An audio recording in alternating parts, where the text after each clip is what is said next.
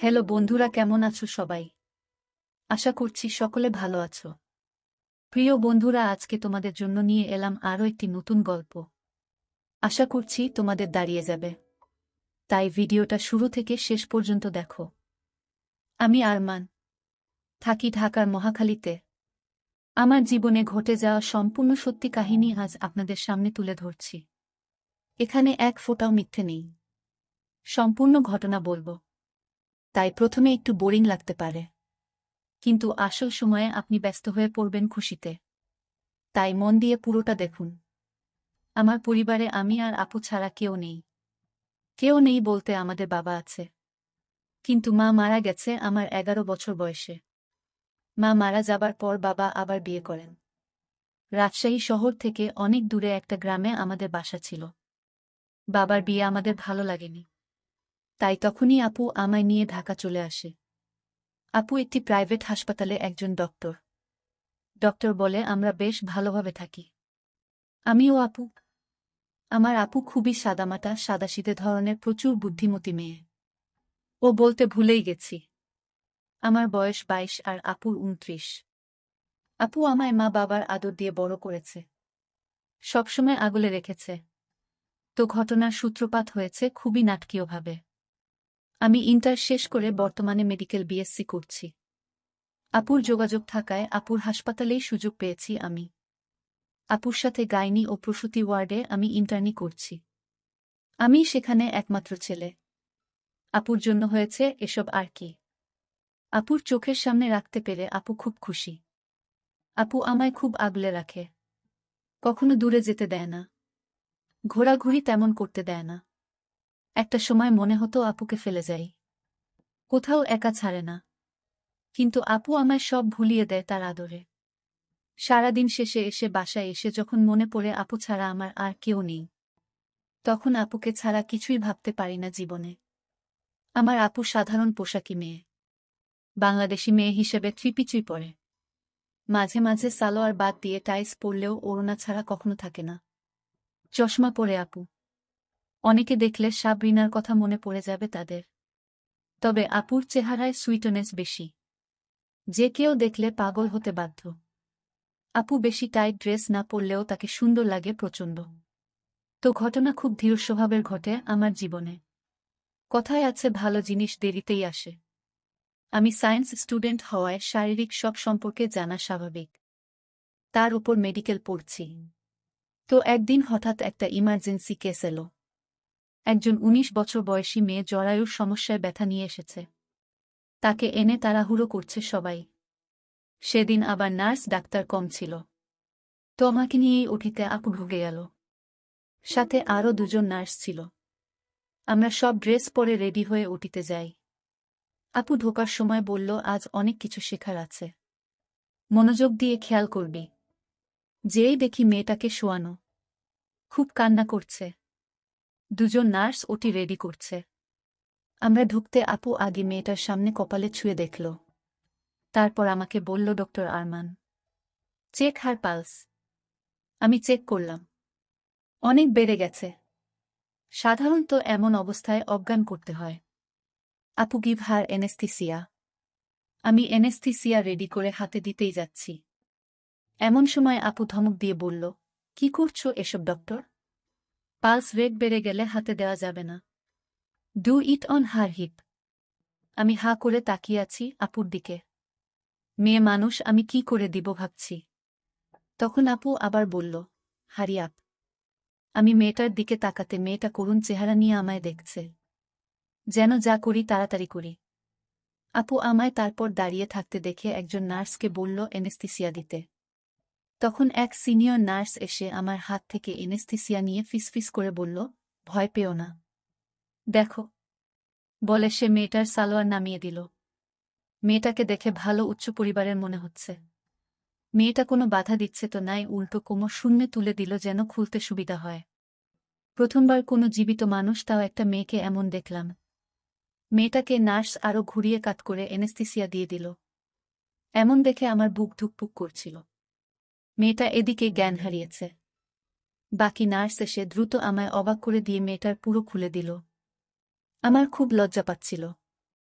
এমন সময় আপু আমার পাশে এসে দাঁড়াল। লাল চোখ করে তাকিয়ে আছে। মাস্ক পরে থাকায় চোখ ছাড়া কিছু দেখছি না। তখন আপু মেয়েটার সামনে গেল। আপু আমার দিকে তাকিয়ে বলল, কাম উইথ মি। আমি ৬ নং কেচি নিয়ে আপুর পাশে গেলাম। আপু তখন স্বাভাবিক গলায় বলল, দিস ইজ। এইভাবে শুরু হলো আমার শিক্ষা। আপু আঙুল দিয়ে ধরে সরিয়ে সরিয়ে দেখাচ্ছিল, ও একটা ক্যামেরা পাইপ হাতে নিল। আমি থমকে গেলাম।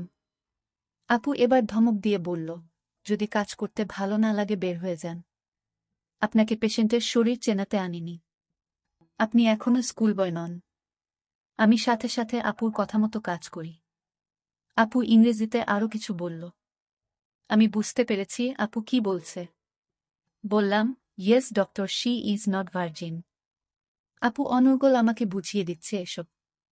আর আমিও অপারেশনের বেশিরভাগ অনেকটা কাজ করে শেষ করি অপারেশন।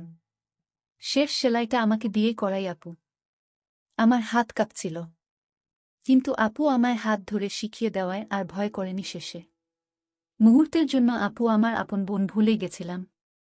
শেষ করতেই নার্সেরা পরিষ্কার করে পেশেন্টের এপ্রন পরিয়ে দিল। আমিও প্রথমবার এসব দেখলাম। আপু আর আমি মেয়েটার বিষয়ে মেডিকালি কথা বলতে বলতে বের হলাম ওটি থেকে। তখন মেয়েটার সামনে বাবা মা এলো। আপু খুব শান্তভাবে তাদের বুঝিয়ে বলল, সব ঠিক আছে। ওর অপারেশন সাকসেসফুল। তবে ওকে রিকভারি করতে 2 মাস সময় লাগবে। এখানে ভর্তি থাকতে হবে। এরপর সুস্থ। মেয়ের মা বলল, ওর কোনো সমস্যা নেই তো? আপু, না। তবে ওর ইনফেকশনের কারণে ওর ভার্জিনিটি অনেক আগেই নষ্ট হয়ে গেছে। খুব ভালো মেয়েও। ভাগ্য ভালো সামান্যতে সেরেছে। নয়তো এমন কেসে ক্যান্সার হয়ে যায়। আপনারা খুব দ্রুত বিয়ের ব্যবস্থা করবেন। ওনারা আশ্বাস পেল একথা শুনে। তবে আমি বুঝলাম আপু ওর ভার্জিনিটি নিয়ে মিথ্যে কেন বলল। সেদিন কাজ শেষে বাসায় ঢুকলেই আপু বলল, জলদি ফ্রেশ হয়ে আয় খেতে। আমি মনে মনে ভয় পাচ্ছিলাম। গোসলে ঢুকলাম। গোসল শেষ করে আমি বের হয়ে ড্রেস পরি। তো সেদিন তাই করি। বের হতেই সামনে আপু। আমরা দুজনেই কয়েক সেকেন্ড হয়ে দাঁড়িয়ে আছি। হঠাৎ সম্বিত ফিরতেই তোয়ালে দিয়ে ঢাকলাম ও আপু হুট করে পিছন ফিরে বিষয়টা চাপা দিতে বলল, এত সময় লাগে গোসল করতে? তাড়াতাড়ি আয় খেতে। বলেই আপু বেরিয়ে গেল। আমি দ্রুত দরজা লাগিয়ে বিছানায় বসে পড়ি। প্রচণ্ড লজ্জা লাগছে। আপুর সামনে এ অবস্থায় আমার বহিঃপ্রকাশ খুবই লজ্জাকর। আবার আপুর ডাক ডাইনিং রুম থেকে। আমি দ্রুত প্যান্ট শার্ট পরে নিচে নামলাম। আপু টেবিলে খাবার লাগিয়ে বসে আছে। আমি চেয়ারে বসলাম। লজ্জায় আপুর দিকে তাকাতে পারছি না। কিন্তু আমার আপু প্রচণ্ড বুদ্ধিমতী, তা আবার প্রকাশ করল। এই বিষয়টা ভোলাতে বলল, ওটিতে এমন খামখেয়ালি হলে সমস্যা হবে। এমন করলে চলবে না। আজ এমন করলি কেন বলতো?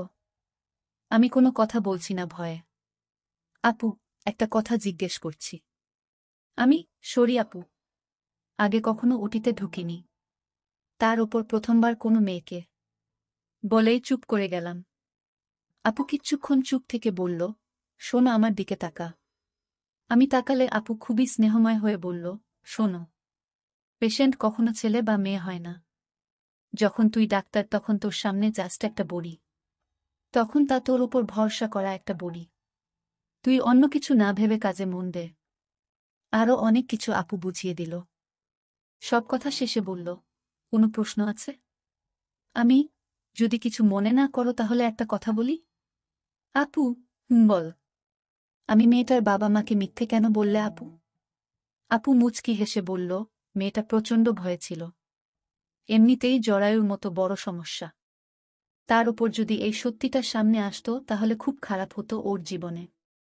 একটা মেয়ের কাছে ইজ্জত সবচেয়ে জরুরি। আর ইজ্জত হারালে জীবন থাকার মানে নেই। সমাজে অবহেলিত, বাবা মার অসম্মান, বিয়ে না হওয়া, আরও কত সমস্যা। কিন্তু এখন বিষয়টাকে অসুস্থতাজনিত করে দিয়েছি বলে ওর ভবিষ্যৎ আর ঝুঁকিতে পড়বে না। বুঝেছিস? আমি, জি আপু। আপু কয়েক মুহূর্ত তাকিয়ে রইল আমার দিকে। এরপর কয়েকদিন আমার মনে হলো আপুর মনটা খারাপ। প্রায়ই আমার দিকে তাকায় ও মনটা ভারী করে ফেলে। একবার আমি বললাম, আপু, কি হয়েছে? তোমার মন খারাপ কেন? আমার কোনো কাজে তুমি বিরক্ত? আমি আর ভুল করব না আপু। প্লিজ আপু। আপু কথা না বলে আমায় অবাক করে হঠাৎই জড়িয়ে ধরল তার বুকে। আগে কোনোদিন আপু আমায় এমনটা করেনি। এই প্রথম এমনটা হওয়ায় যেমন অবাক ঠিক তেমনি মনে হলো পৃথিবীর সবচেয়ে শান্তির জায়গা পেয়েছি। দেখি আপু ঘন ঘন নিঃশ্বাস নিচ্ছে। হঠাৎ তখনই সেই মেয়েটার ড্রেসিং করাতে এলো। আমাদের এই বিষয়টা অবশ্য কেউ দেখেনি। আর দেখলেও সমস্যা হতো না। কারণ সবাই জানে আমরা ভাইবোন। ভাইবোন জড়িয়ে ধরা স্বাভাবিক। কিন্তু আমি চমক থেকে সরতে পারছি না। আমরা ওটি রুমে যেতেই আপু বলল, ডক্টর আরমান, আজ আপনি ড্রেসিং করবেন। Prepare for dressing. আমি আপুকে আর কষ্ট দিতে চাই না বলে মন ঠান্ডা করে রেডি হয়ে শুরু করলাম। একদম প্রফেশনালি মেয়েটার সামনে গেলাম। মেয়েটা আপুর দিকে তাকালো। আপু বলল, he is a doctor. No problem. ডাক্তারের কাছে লুকানোর কিছু নেই। আপুর মন মতো কাজ করলাম ও একটা ভুলও করলাম না। সব শেষে মেয়েটা আপুকে বলল, ডক্টর আপনার সাথে একটা গোপনীয় কথা ছিল। আপু আমি জানি কি বলবে। রোগের কারণে বিষয়টা চাপা দেয়া গেছে। এমন অনৈতিক কাজ আর করো না। আর প্রোটেকশন ব্যবহার খুবই জরুরি। মেয়েটা আপুর হাত ধরে ধন্যবাদ জানাল। এরপর দিন মেয়েটার ড্রেসিং আমিই করিয়েছি। হঠাৎ মেয়েটার নজর খেয়াল করলাম সে আমায় দেখছে। আমি আপুকে বললাম, আমি আর মেয়েটার ড্রেসিং করতে চাই না। আপু, কেন? আমি এমনি।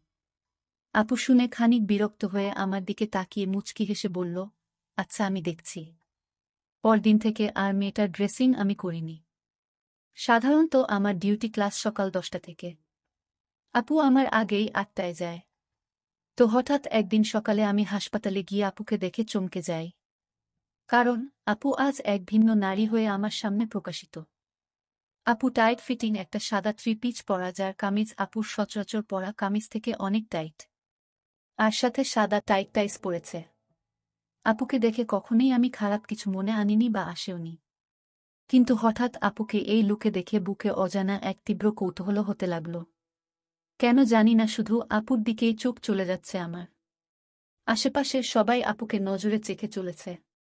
পুরুষদের সামনে থাকার সময় আপুর ঝুঁকে আসার সময় বুকের দিকে তীক্ষ্ণ দৃষ্টি নিয়ে তাকায়। আমার এই বিষয়টা মোটেও ভালো লাগল না। মনটা খারাপ হয়ে গেল। বাসায় এসে আমি আপুর সাথে কথা না বলেই রুমে গিয়ে শুয়ে পড়ি। রাতে খেতে ডাকলে আমি কোনো কথা না বলে খেয়ে চলে আসি রুমে। এদিকে আপুও এমনই ড্রেস নিয়মিত পরতে লাগল। আপুর প্রতি কারো খারাপ নজর আমায় কেমন একটা রাগী করে তোলে। জ্বলন হয় বুকে। এমন চলতে চলতে হঠাৎ একদিন দেখি আপু আমায় আরও অবাক করে দিল। আপু এত টাইট কামিজ ও টাইস পরেছে যে বিগত কয়দিন তা কিছুই ছিল না। আমার বুকে অজানা এক ভালোলাগা কাজ করছিল। বারবার আপুর দিকে চোখ যাচ্ছিল। আমি কয়েকবার মনকে বোঝাতে চেয়েছি যে আমার বোনকে এভাবে দেখা যাবে না। কিন্তু চোখ সরে না।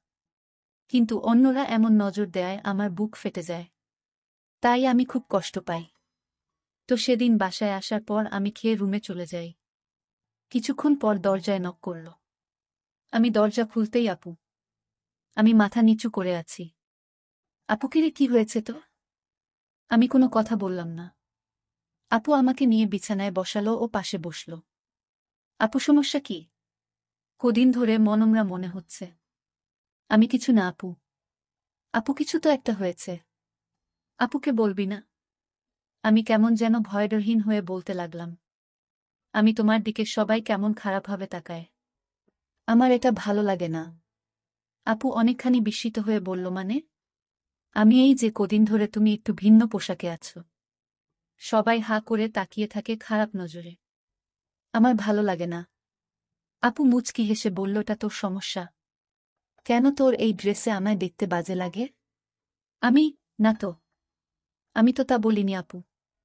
তোমায় সব পোশাকেই দারুণ লাগে। কিন্তু হঠাৎ এমন দেখে আমার একটু অদ্ভুত লাগছে। আপু তাহলে বাজে মেয়ে মনে হচ্ছে? আমি ছি। কি বলছো এসব আপু? তুমি আমার মা, বাবা, বোন সবকিছু। তোমায় আমি বাজে কেন মনে করব? আর পোশাকের স্বাধীনতা সবার আছে। আমি শুধু আপু আমার দিকে একটু এগিয়ে এসে গা ঘেঁষে বসল। হাতের ওপর হাত রেখে বলল, শোনো পাগল ছেলে, আমি জানি তুই আমায় খারাপ ভাবিস না। তোর মানসিকতা প্রশংসার যোগ্য। নারীদের সম্মান করিস দেখে ভালো লাগছে। শোনো একটা কথা, যে যেভাবে তাকাক তাতে সমস্যা নেই। আচ্ছা বলো, তোর কোনো নায়িকা বেশি পছন্দ? আমি লজ্জা পেলাম। আপু বলল, লজ্জার কিছু নেই। আমি কেট উইন্সলেট। আপু মুচকি হাসল প্রথমে, তারপর বলল, গুড চয়েস। আমারও। আমার দুজনের মিল আছে। তাহলে শোনো, যখন তার মুভি দেখিস, ফলো করিস, তখন কি তার সৌন্দর্য ভালো লাগে না? বিউটি ও হট লুকে যখন মুভি করে বা সোশ্যাল মিডিয়ায় আসে তখন ভালো লাগে না? আমি কিভাবে উত্তর দিব বুঝতে পারছি না। তখন আপু অভয় দিয়ে বলল, লজ্জা পাবি না। আমি তোর বোন। বোনের কাছে সব বলা যায়। আমি ভালো লাগে। আপুই তাই। সবার কাছেও এমন। একটা মেয়ে যখন হট লুকে প্রকাশ পায় মানুষ তো তাকাবেই। তাই বলে কতজনের তাকানো থামাবি? আর মানুষ সেটাই দেখে যেটা দেখার মতো, যা সুশ্রী বা বিশ্রী। এখন আমি তোর কাছে বিশ্রী বা সুশ্রী এটা তুই জানিস। আমি না আপু। তুমি দুনিয়াবি সবচেয়ে সুন্দরী। আমার পরি তুমি আপু। আপু তাই নাকি? এবার খুশি? আমি খুব খুশি। আপু তাহলে আপুকে একটা মিষ্টি হাঁক দে। বলল, তুই কখনো রাগ করে মনমরা হয়ে থাকবি না। আমার ভালো লাগে না। তুই আমার জীবনে সবকিছু। তোর জন্যই আমি এত কিছু করছি। তোর কোনো সমস্যা হলে কিছু লাগলে আমায় বলবি। আমি সব পূরণ করব। আমি বুঝলাম আপু আমায় খুব ভালোবাসে। ইদানিং আমায় বকেও না, খুব আদর করে। আর এই আলাপচারিতায় আমি আপুর অনেকখানি কাছে চলে এসেছি। এদিকে আমার মনে এক অনাকাঙ্ক্ষিত ইচ্ছে জেগে উঠল। বুঝলাম না কেন। আপু, এখন ঘুমা। কাল একটা অপারেশন আছে। আমি আচ্ছা। আপু চলে যাচ্ছে। দরজায় গিয়ে হঠাৎই আপু ফিরে চেয়ে মুখে একরাশ হাসি নিয়ে বলল, আমার ভেজা বেড়ালটা এখনো খুবই কিউট। বলেই আপু চলে গেল। আমি বুঝলাম না ভেজা বেড়াল কেন বলল। হয়তো আদরে ডেকেছে। কিন্তু না, মনে হচ্ছে অন্য কিছু। আমি এটা নিয়ে চিন্তা করতে করতে পাগল। 1 ঘন্টা ধরে ভাবছি। ঘুম আসছে না। আপুকে জিজ্ঞেস না করলে ঘুম হবে না। এর আগেও পড়ার জন্য আপুকে রাত বেড়াতে ঘুম ভাঙিয়ে জ্বালিয়েছি। তাই আমি আপুর রুমে গিয়ে নক করলাম। সাথে সাথে ভিতর থেকে শব্দ এলো, আসছি। প্রায় 2 মিনিট পর আপু দরজা খুলল। আপু বল, কি বলবি? তুমি আমায় ভেজা বিড়াল বললে কেন? আপুর মুখে দুষ্টু হাসি। বলল, বুঝিসনি? আমি না, বলো না আপু। আপু গুনগুনিয়ে কিছু বলল। আমার আর বুঝতে বাকি রইল না আপু কিসের কথা বলছে। আমি সাথে সাথে লজ্জায় চলে এলাম ওখান থেকে। রুমে এসে খুব লজ্জা হচ্ছে। হঠাৎই মনে পড়ল আপুর কথা। আপু এমন দরজার ওপারে মাথা বের করে কথা বলল কেন, এটা ভাবতে লাগলাম। খেয়াল হলো আপু হাত বের করে দিয়েছিল। আপু তো সবসময় হাতাওয়ালা কামিজ পরে। আপুর হাত তো খোলা ছিল। তার মানে আপু। বিষয়টা মাথায় আসতেই খুব উত্তেজিত হয়ে গেলাম। চোখের সামনে আপুর লুকায়িত একটা কিছু ভাসতে লাগল। আবার নিজেকে খারাপ মনে হলো, কি ভাবছি এসব নিজের বোনকে নিয়ে। সারাটা রাত ঘুমাতে পারছি না। হঠাৎ অনলাইনে ঘাটলাম বোনকে নিয়ে এসব চিন্তা আসছে কেন এমন ভেবে। মনে মনে আপুর প্রতি একটা পবিত্র ভালোবাসার আগ্রহ জন্মেছে। কি করব বুঝতে পারছি না। নানান চিন্তা করতে করতে ঘুমিয়ে গেলাম। পরদিন সকালে ঘুম থেকে উঠে টেবিলে রাখা খাবার খেয়ে নিলাম, যা প্রতিদিন আপু তৈরি করে রেখে যায়। আমাকে কখনো জাগায় না আপু এত সকালে।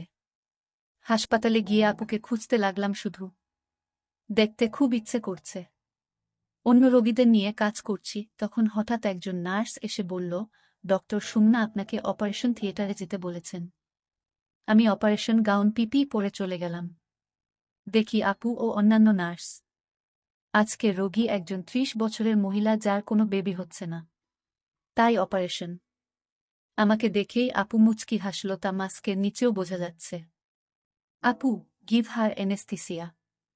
মহিলার দিকে তখন ভালো করে তাকালাম। সুন্দর বললেও কম হবে। আপুর বাইরে এমন সুন্দর খুব বেশি দেখিনি। যেহেতু প্রাইভেট হাসপাতাল তাই এখানে বেশিরভাগ বড়লোকের আগমন। তাই যারা আসে তারা মরান হয়। তাকে ঘুরিয়ে এনেস্থিসিয়া দিলাম, কিন্তু ঠিক মতো দেওয়া হলো না। আপু তবুও আজ কিছু বলল না। আগেও অনেকবার শিখিয়েছে আপু, এ পর্যন্ত প্রায় 25 জনকে দিয়ে। আমি অবাক হলাম বকা না খেয়ে। আজও আপু হাতে ধরে আমায় নিয়ে সকল কাজ শেষ করল।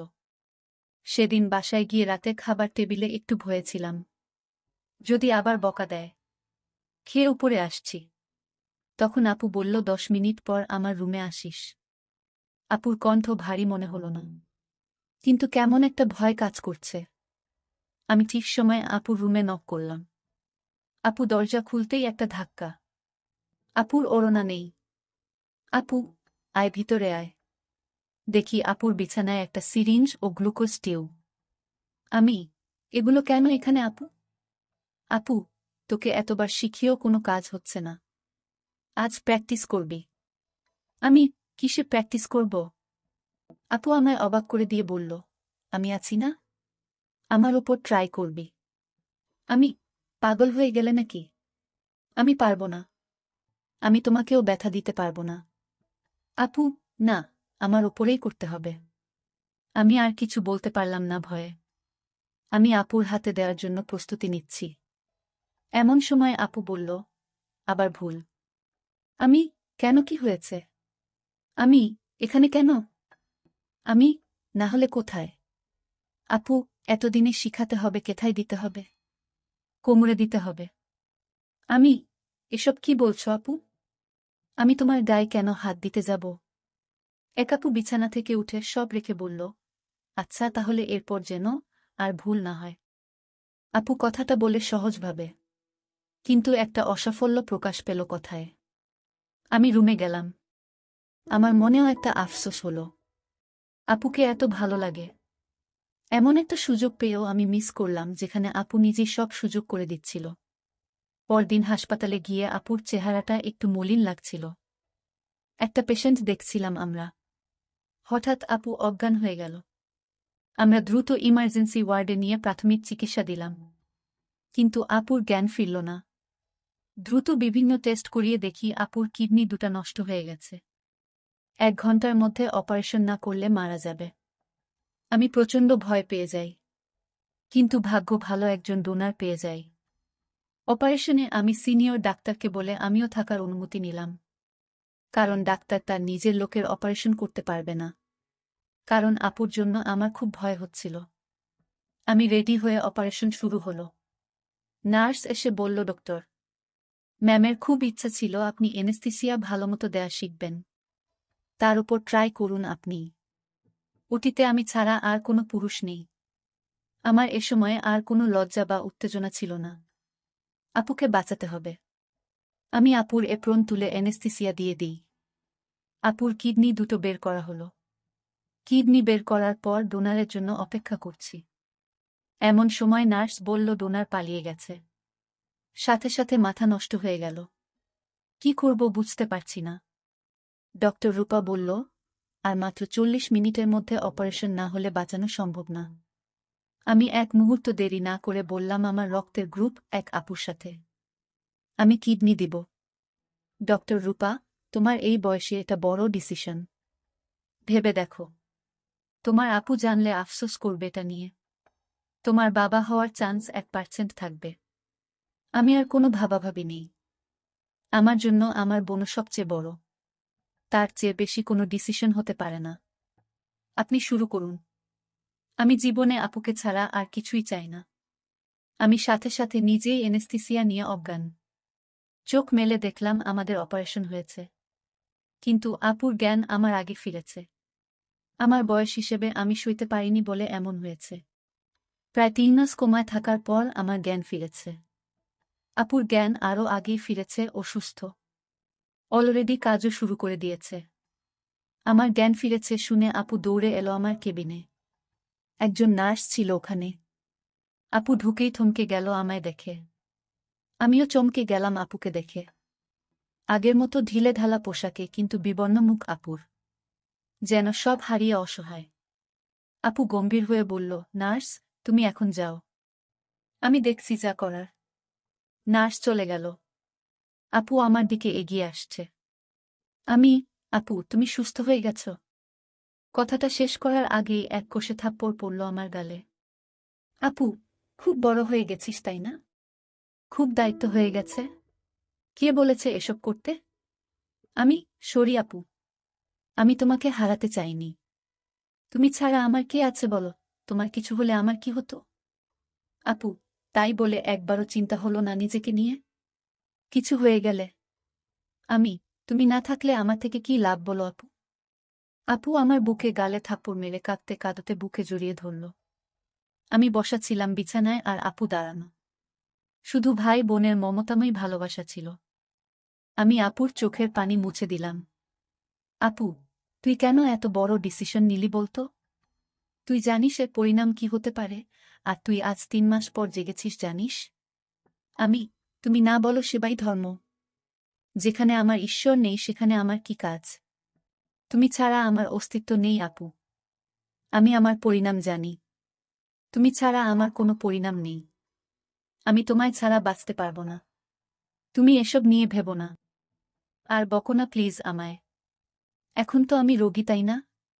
এখন তো তোমার ইন্টার্নি নই আমি তাই না?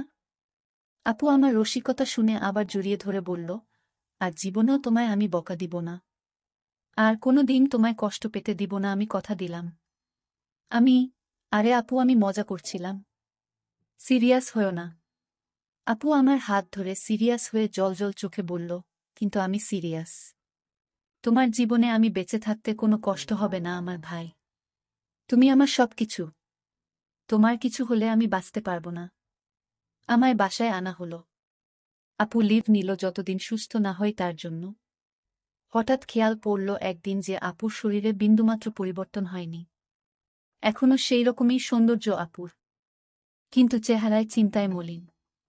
তো একদিন আপু বাসায় কাজ করছিল তখন ডাকলাম। আমি সোফায় বসা। সুন্দর হাঁটতে চলতে পারি ও সুস্থ প্রায়। আপু আমার কাছে এলে আমি আপুর হাত ধরে বসালাম পাশে। আমি বললাম আপু কিছু মনে না করলে একটা কথা বলতাম। আপু আমার চোখের দিকে তাকিয়ে সব বুঝে গিয়েছিল। আপু নিজের মুখটা আমার দিকে এগিয়ে আনতে থাকল। আমরা ভাই বোনের সম্পর্ক ভুলে গেলাম। মেতে উঠলাম সেই অপবিত্র